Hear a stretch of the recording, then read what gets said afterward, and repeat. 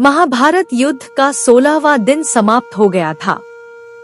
युद्ध में कौरवों के प्रधान सेनापति सूर्यपुत्र कर्ण ने अर्जुन को जीवन दान दे दिया था।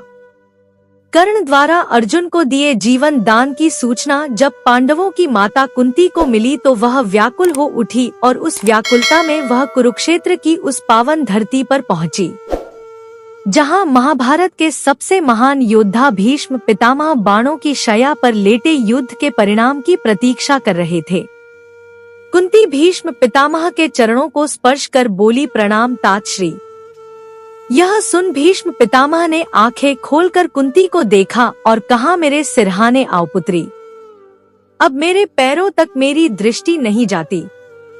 तुम्हारे पुत्र ने मेरी दृष्टि सीमित कर दी है।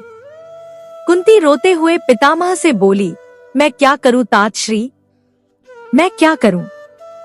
महाभारत की इस युद्ध भूमि में मेरे दोनों पुत्र एक दूसरे के रक्त के प्यासे आमने सामने खड़े हैं और मैं कुछ नहीं कर सकती।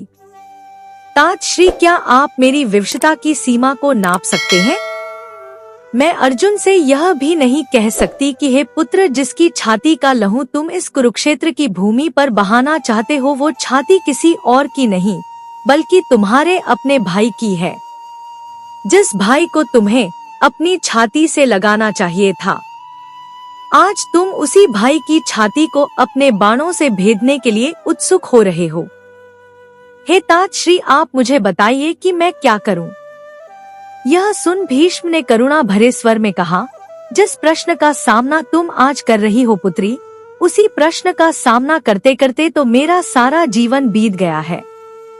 जीवन भर मोह के दौराहे पर खड़ा यह भीष्म यही सोचता रहा कि जिन बालकों को गोदियों में पाला था वह एक एक करके इस युद्ध में वीर गति को प्राप्त होते जा रहे हैं। दुर्योधन तो अब यहाँ आता नहीं, कर्ण आया था। उसने बताया कि आज दुशासन भी वीर गति को प्राप्त हो गया है। तुम जानती हो पुत्री, दुशासन में केवल एक ही दोष था, उसे अपने भाई दुर्योधन से बहुत प्रेम था। इतना अधिक प्रेम था कि उसने अपने व्यक्तित्व को दुर्योधन की परछाई बन जाने दिया। यदि ऐसा ना होता पुत्री, तो उसके हाथ पहले द्रौपदी के केश और फिर उसके वस्त्र तक कभी ना जाते। हद से ज्यादा प्रेम भी दृष्टि को धुंधला कर देता है। और यही मैं तुमसे भी कह रहा हूँ पुत्री, कि अपने प्रेम से अपने संघर्ष को बचाओ। यह सुन कुंती ने कहा, आप बड़े भाग्यवान हैं तातश्री कि आप किसी की मां नहीं है। यह युद्ध चाहे जिसके लिए भी लड़ा जा रहा हो, किंतु इस युद्ध में वीर गति को प्राप्त होने वाले हमारे ही पुत्र हैं तात्री, हमारे ही पुत्र हैं। हे तातश्री, कल के युद्ध में मेरे दोनों पुत्र फिर से एक दूसरे के आमने सामने होंगे। आज तो कर्ण ने अर्जुन को जीवन दान दे दिया, किंतु मुझे नहीं लगता कि कल अर्जुन कर्ण को जीवन दान देगा। हे तातश्री, मैं अपने पुत्र कर्ण का शव नहीं देखना चाहती। मैं चाहती हूँ कि मेरे दोनों पुत्र जीवित रहे। इस पर भीष्म ने कहा, हे पुत्री, सूर्य पुत्र कर्ण की मृत्यु तो उसके जीवन का इकलौता प्रसाद है। वह जीवन भर अकेला रहा है और इस महाभारत के युद्ध में भी वह अकेला ही है। उसकी विडंबना को तो देखो पुत्री, कि वह जानता है कि वह जिससे युद्ध कर रहा है वह उसी का अनुज है, और दूसरी तरफ अर्जुन यह जानता ही नहीं कि वह जिससे लड़ रहा है वह उसका बड़ा भाई है। उसके लिए तो वह उसका सबसे बड़ा शत्रु है। हे पुत्री, इस महाभारत के युद्ध में कोई किसी का भाई नहीं है, कोई किसी का पुत्र नहीं है।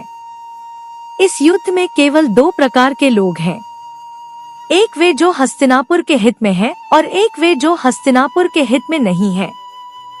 हे पुत्री, कल का दिन दो महान योद्धाओं के सामने का दिन है।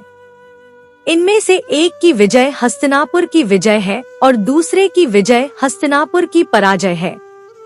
इसीलिए भूल जाओ पुत्री कि वह दोनों ही तुम्हारे पुत्र हैं। अपने शिविर में जाओ पुत्री और हस्तिनापुर की विजय के लिए प्रार्थना करो। कुंती विलाप करते हुए अपने शिविर की ओर चली जाती है। भीष्म कुंती को जाते हुए देखते हैं और कहते हैं, हे कुंती, तुम्हें गर्व होना चाहिए कि कर्ण जैसा वीर योद्धा तुम्हारा पुत्र है। हे पुत्री, कर्ण जैसे वीर योद्धा बार बार जन्म नहीं लेते। मैं गंगा पुत्र भीष्म तुम्हें कर्ण की माता होने पर बधाई देता हूँ। बधाई हो पुत्री, बधाई हो। महाभारत युद्ध का 17वां दिन प्रारंभ हुआ। कर्ण और अर्जुन के बीच भीषण युद्ध हुआ और अंत में वही हुआ जिसका कुंती को संदेह था। कर्ण और अर्जुन के बीच हुए युद्ध में अर्जुन ने कर्ण को जीवन दान नहीं दिया, बल्कि उसे तब मारा जब वह निहत था और रथहीन था। उस दिन कुरुक्षेत्र की वह पावन भूमि अर्जुन की कायरता की साक्षी बनी। आज इतिहास चाहे अर्जुन को कितना भी बड़ा धनुर्धर कहे, लेकिन रक्त में नहाए कुरुक्षेत्र की वह भूमि साक्षी है कि कैसे अर्जुन ने शस्त्र विहीन कर्ण का वध किया था। तो मित्रों, यह था कुंती और भीष्म पितामह के बीच आखिरी संवाद। उम्मीद करती हूँ यह कहानी आप लोगों को अच्छी लगी होगी। अच्छी लगे तो लाइक करें, अपने दोस्तों के साथ शेयर करें, मेरे चैनल को सब्सक्राइब करें और कमेंट में जय श्री कृष्ण अवश्य लिखें। कहानी सुनने के लिए बहुत बहुत धन्यवाद। मिलती हूँ एक और अच्छी कहानी के साथ।